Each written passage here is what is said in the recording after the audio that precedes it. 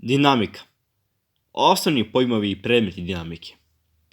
Između kretanja ili mirovanja materijalnog tijela i sila koje dodeluju na to tijelo, postoji uzajamna veza tako da dinamika izučava zavisnost između kretanja materijalnih tijela i tih sila.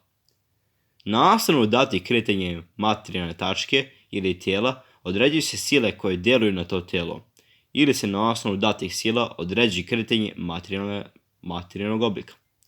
U kinematici su osnovni pojmovi vreme i prostor, a u dinamici se uvodi i dodatni pojam sile.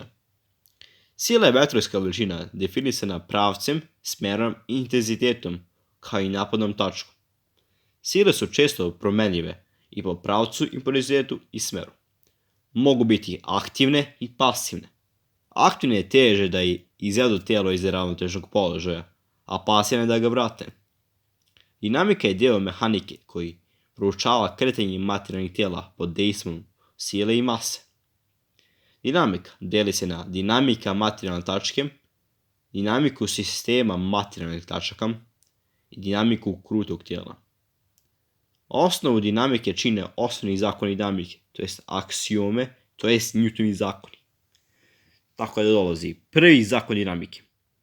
Postavljanje osnovnih zakona dinamike započeo je Galileom Galilei, a završio Isaac Newton. Da bi se ovaj zakon definisao, uvodi se pojam izolovane materijalne tačke, to jest tačke koja nema utjecaj na druge materijalne tačke. Prvi zakon dinamike, odnosno prvi Newtonov zakon, se također zove i aksioma inercije. On se odnosi na izolovanu materijalnu tačku i glasi: izolovana materijalna tačka se nalazi ili u stanju mirovanja ili se kreće ravnomjerno pravolinijski. Iz kinematike je poznato da je u oba ova slučajeva ubrzanje jednako nuli. Zato se ovaj prvi Newtonov zakon može definisati na sljedeći način. Ubrzanje izolovane materijalne tačke je jednako nuli.